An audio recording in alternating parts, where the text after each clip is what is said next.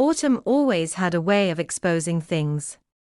Trees shed their leaves, the sky turned thin and transparent, and the world felt stripped to its bones. Maybe that is why the truth finally began to find me that season. The day it started, I walked out of yet another failed job interview, pulling my thin coat tighter around myself as the wind pushed against my back. My portfolio hung under my arm, heavier than it had any right to be, as if it carried not papers, but my entire past. My full name is Alexander Voss. Once, people said it with respect. Some even said it with awe. But names lose their shine fast when the fortune behind them disappears. In my case, it vanished the same day my father's will was read. And with it went every open door I thought I had in life. Now I lived in a narrow rented room above a bakery. Every morning, the scent of dough and burnt sugar wafted up through the floorboards, waking me long before I wanted to be awake. I washed dishes in the evenings, delivered parcels by day, and tried to convince myself that things could only get better. But some nights, lying on my sagging mattress, staring at the cracked ceiling above me, I wondered if I had already fallen as far as a person could fall. My father, Victor Voss, had built the Voss empire. Steel, shipping, real estate, industries I could barely pronounce when I was a child. He was a giant in the city, admired by many and feared by even more. But in our home, he was distant. A man who measured people by usefulness, who believed emotions were distractions. Even as a boy, I felt like I was taking an exam every time he spoke to me. My mother, Clara, had been the warmth that filled the cold corners of that mansion. She laughed easily, hugged tightly, and understood everything without having to be told. Losing her at 14 shattered me. They said she died in the mountains during a climbing trip. They held a memorial service without a body. They told me it was an accident, a tragic slip on a rocky ledge. But even then, something in me refused to accept it. 6 months later, my father remarried. Lydia, sharp-eyed and elegant, arrived with her son Tristan, who was 16 and already believed the world owed him everything. From the moment they entered our lives, I became a shadow in my own home. When my father died last spring, suddenly and quietly, I felt a strange mixture of grief and relief. Perhaps I hoped the will would finally acknowledge me, even a little. Instead, in a polished office high above the city, a lawyer read that Victor had left almost everything to Lydia and Tristan. I received a gold watch and a few books. By that same night, my belongings had been tossed outside the gates like rubbish. Starting over would have been painful enough. But there was something else that had always haunted me, something I had carried with me long before the fall. Every Friday at exactly 3 o'clock for 14 years, my father had gone to the central bank with a cream-colored envelope. Always alone. No driver. No guards. The envelopes were always the same size. The staff told me he insisted on delivering them personally. The first time he went was the week after my mother's memorial service. 14 years. Every week. Without fail. I never followed him because I never dared. He would have known instantly, and I was desperate for even the smallest scrap of approval. But after losing everything, curiosity became something I could finally afford. One grey Thursday afternoon, while walking past the old estate to collect a forgotten box of my mother's things, I saw a courier ringing the bell with growing frustration. The place had been empty for months now, waiting for buyers. "This is for Victor Voss," he said when I approached. My heart stumbled. The envelope in his hands was cream. Exactly like the ones from all those years. "I can take it," I said, trying to keep my voice steady. He thanked me and left. I didn't wait to get home. Under the bare chestnut tree near the estate gate, I tore open the envelope with trembling fingers. Inside was a single sheet with a short message. payment overdue by 3 weeks. Continue as agreed, or the woman in the forest speaks. Postmark, Black Pine, the world seemed to tilt. Black Pine was the mountain town where my mother had supposedly died. I went back to my tiny room. Sat on my bed. Read the note again and again until the words blurred. My father had been sending money for years. Money tied to a woman in a forest. Payment for silence. There was only one person I could call.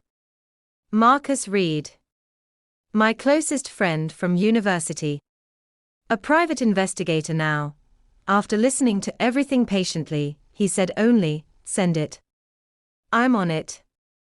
3 days later, his voice came through the phone, low and tight. "Alexander, the sender is careful, but not perfect." I tracked where older envelopes were likely mailed from. "It leads to a cabin deep in the mountains. One man lives there. And he's not alone." A strange fear gripped me. Not alone. "There's someone inside," Marcus said.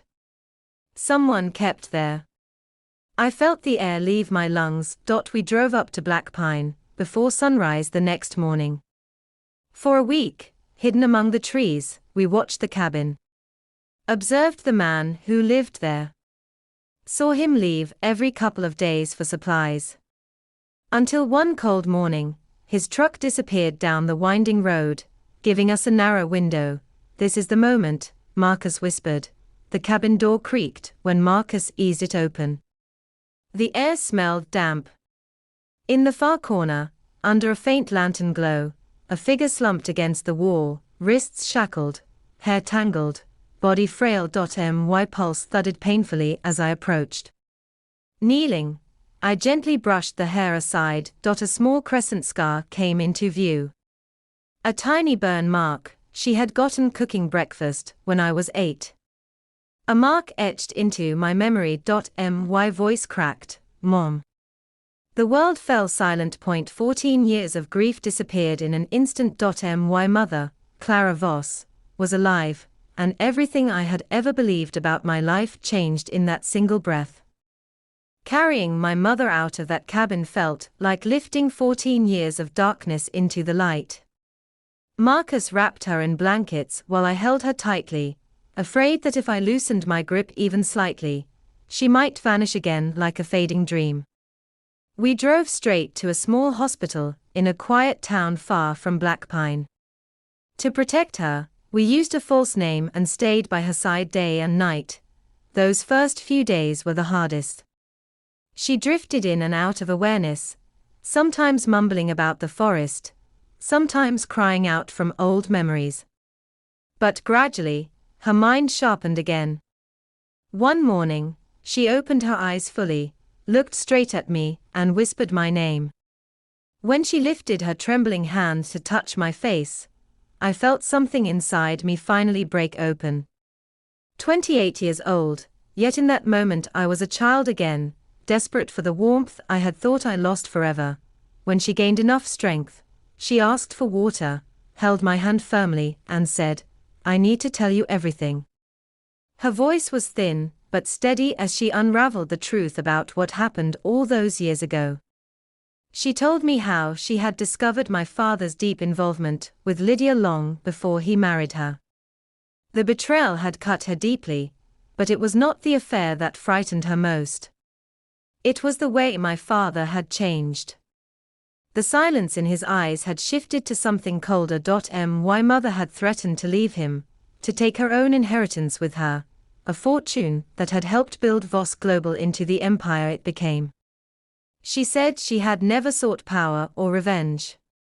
She only wanted a clean break. My father, however, had asked for a chance to mend things. He suggested a short climbing trip in the mountains they both loved, a place that symbolized their early years together. She agreed, hoping to find some part of the man she once knew, but on that mountain ridge, the wind howling around them, she saw something in his eyes she had never seen before. Fear. Desperation. And then she felt his hands push. She fell, striking rocks before landing near a freezing lake. She remembered darkness, and then waking to the sight of a stranger dragging her to shelter. His name was Harlan. He lived alone, surviving through odd jobs. At first, he treated her injuries. But when he discovered who she was, everything changed. He realized her survival could be profitable. My father wanted her gone. Harlan wanted money. And so the silent exchange began. Week after week, a payment, delivered by my father himself. My mother said she tried to escape several times, but the mountains were unforgiving, and she was weak. Listening to her, I felt no anger at her. Only sorrow. And then, beneath that sorrow, something colder and clearer than rage. A determination I had never felt before. While my mother recovered, Marcus continued digging. He parked near the old Voss estate, watching from a distance. 2 days after the overdue envelope was sent, Harlan arrived at the gates. Lydia let him in through a side door, glancing around nervously. Marcus captured everything on camera, then came the moment that sealed their fate. Marcus recorded Tristan meeting 2 men in a dim parking area.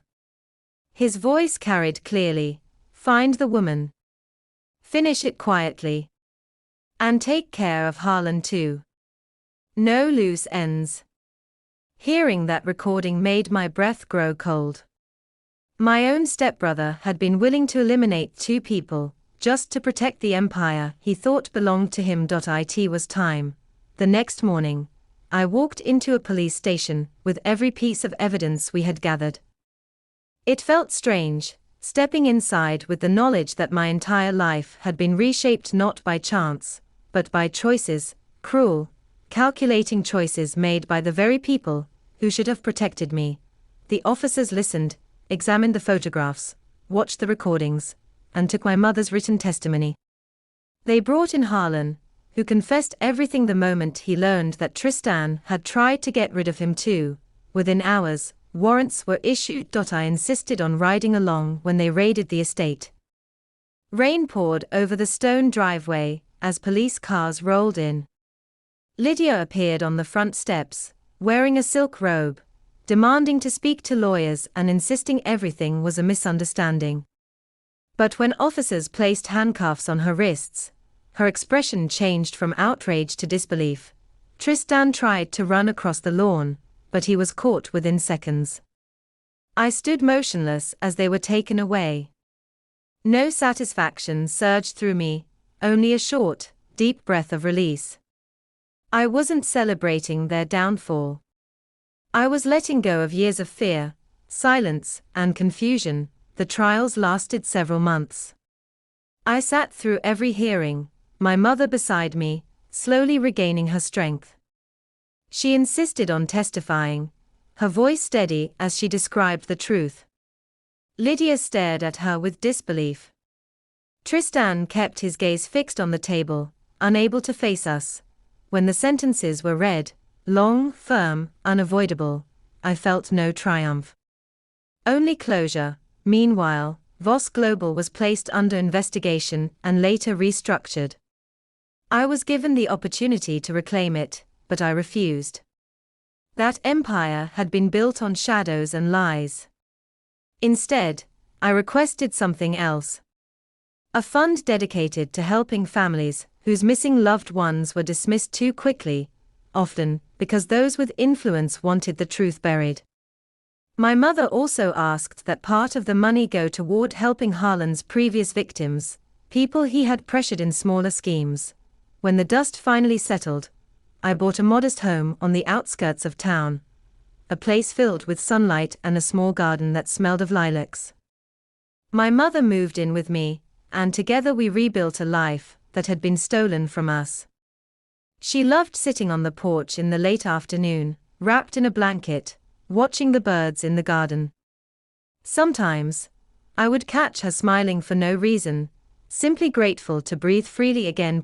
One evening, as the sun dipped below the horizon, I sat beside her. The air was warm, the world finally quiet. I thought I lost you, I said softly. She squeezed my hand, her voice gentle. You found me. That is what matters. I looked at the lilacs blooming across the yard, bright, delicate, reaching upward. They reminded me that even after long years in darkness, life could grow again. Years later, when people asked how I rebuilt everything after losing so much, I would smile and say, family isn't about money or last names. It's about the people you refuse to give up on. And every spring, as the lilacs blossomed again, I was reminded that some things, once brought back into the light, bloom stronger than before.